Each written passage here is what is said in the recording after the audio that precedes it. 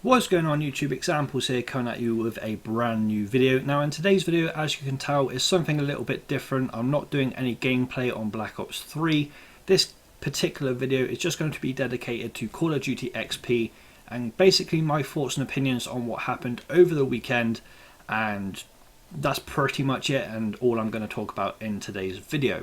So one thing I will say before I get into this video is I don't really support any team in general. I more support the players, so there's not going to be any like biased opinions on any of the teams or anything like that. But without further ado, let's get into the topic I want to talk about. So on day one, apart from Optic losing to Complexity, everything kind of went the way it should have.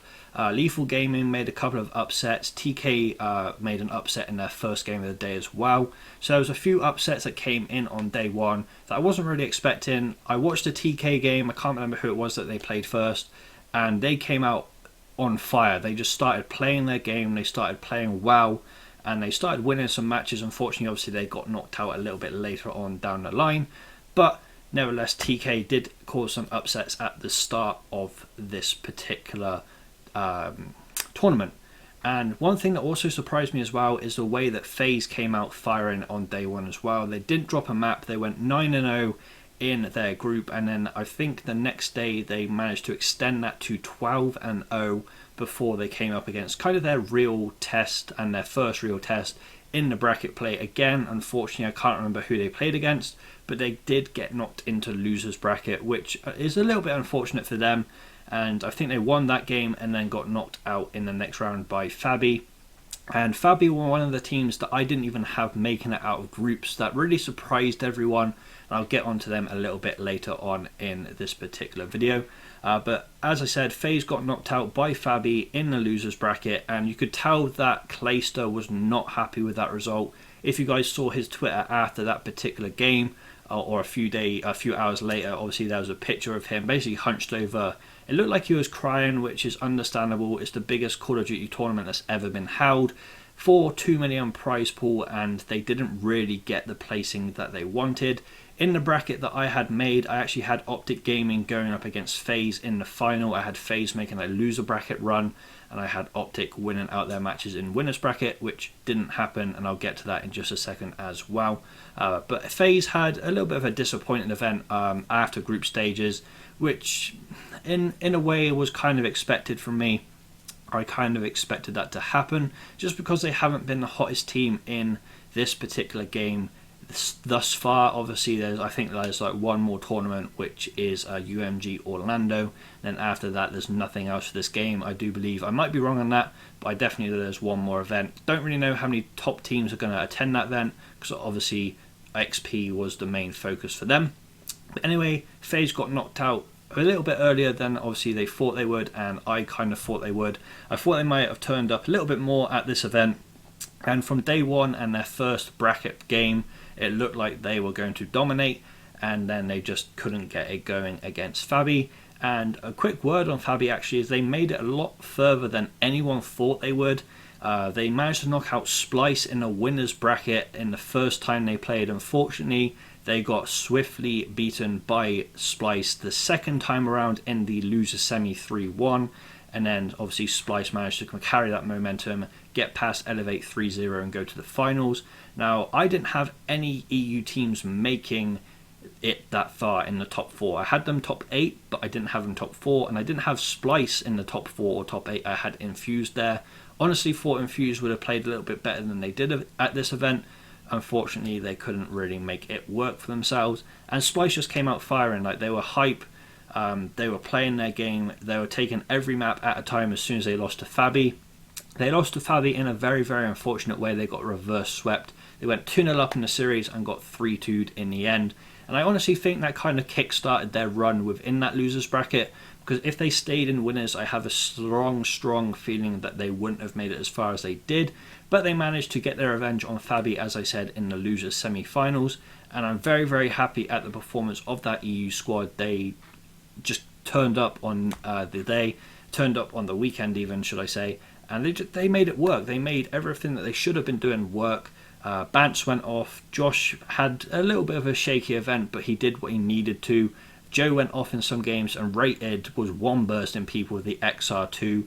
That was just disgusting. And the hard point comeback they had against Envy in the final, I honestly thought they might have been able to force a second best of 5, but unfortunately they basically got 3-1 after that, I do believe. I kind of fell asleep during the final, but I do know that Envy won it in Capture the Flag, I do believe. So a little bit disappointing for the EU team right there, but Envy were one of the favourites going into the event.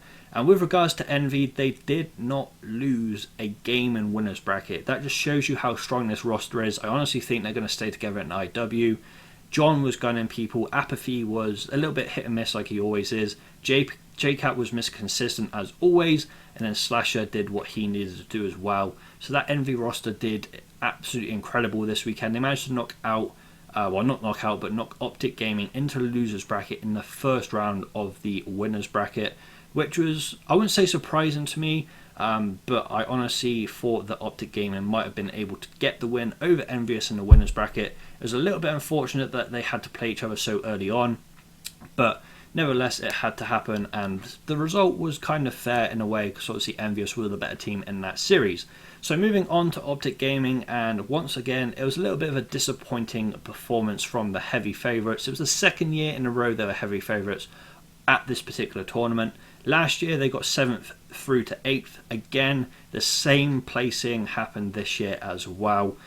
And they lost in very unfortunate circumstances, in my personal opinion. I'm not taking anything away from Cloud9. They played absolutely superb during that series, but they did lose in a little bit unfortunate circumstances. It came down to round 11, Search and Destroy. And Optic Search and Destroy the whole tournament is absolutely dismal. They won 2 maps of Search and Destroy the whole tournament. And as Nadeshots always said, Search and Destroy wins championships. And if you're not winning your searches, you're not going to win championships, full stop. And they got 6-5'd in the round 11, which is in a way a little bit unfortunate, because I honestly thought Formal may have got that gunfight win in the last dying seconds of round 11. Unfortunately, after watching replays, it looked like he didn't get some hit reg with the M8, but it's been like that the whole year. The M8, sorry, and the hit reg for most guns have been a little bit hit and miss. I've had it myself when I've been playing, and some of my teammates have as well. So it's been in the game from the start pretty much. A little bit unfortunate for Optic. They would have preferred to obviously go all the way, but Cloud9 had an incredible series. Lacefield played extremely well. He got a little bit too hype, I guess, at the end, but you're going to get that hype if you've got the whole of the green walls sat behind Optic and you beat them in round 11 Search and Destroy. Even Scumpy came out and said if they had won that round 11, they would have done exactly the same. The only difference is they would have had the crowd join in as well. But Ace has been the kryptonite for Optic Gaming at the last 2 Call of Duty championships. He was their kryptonite in AW, and he's also been their kryptonite here in Black Ops 3 this week, or the past weekend even. And honestly, X has been one of the best players in like just being able to clutch up in certain situations. Hasn't really been himself since end of Ghosts, really. He had a good start to AW, kind of dipped, but he always shows up at the biggest events, and my hat goes off to the guy. He's a great player, and he's one of the inspirations that kind of got me into competitive Call of Duty in the first place. So I've got nothing bad to say about Aches whatsoever. He's a great guy. But yeah, that's pretty much everything I wanted to talk about. Obviously there's other teams that did a little bit better than people thought they would, and other teams that didn't do as well.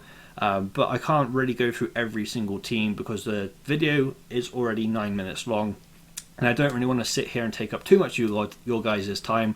But overall, this event has been probably the best Call of Duty championships that I've watched in a long time. I like the setup. I like the fact that they had an XP desk where it just hopped from stream to stream, all the big matches, all that kind of stuff. I did enjoy that particular aspect of this particular Call of Duty championships, just because you got to watch some of the teams you wouldn't normally get to watch if you're watching, say, just Alpha stream or Bravo stream or whatever like that. And obviously if there was just Alpha, Bravo, Charlie and Delta and no XP, you'd have to hop from stream to stream depending on what teams you wanted to watch. So what I tended to do is, if there was the likes of Splice playing, Infused, Optic, Envy, any of like the teams that I wanted to watch, I would go and watch their stream, and then I'd go back to Call of Duty XP just to basically catch up on the other games that were going on. Complexity played very, very well, a very, very quick thing on Complexity. They played very, very well in the group stages. Didn't do so hot in the bracket play, however, but hats off to them. They did beat Optic Gaming in day one, which kind of set the tone, I guess, for Optic's whole tournament, which was a little bit disappointing, obviously, in Optic's part, and Parasite was probably very, very happy with the Complexity's performance in their game against them. And also another thing I want to very, very briefly touch on is the fact that Millennium played a lot better than people expected them to, because obviously Swanee couldn't make the event, Miracles filled in, Mad Cat had to go to an AR role, and they actually played a lot better than people thought, and personally they surprised me, especially when I heard that Miracles was filling in for Swanee, because it's not really a like-for-like swap. But nevertheless, guys, that is my thoughts, my opinions, just after Call of Duty XP. It was a great tournament to watch. Hats off to Envy for winning it. And I'm very, very proud of Splice and Fabi for presenting EU as well as they did. But nevertheless, guys, thank you so much for watching this video, and I'll see you in the next one.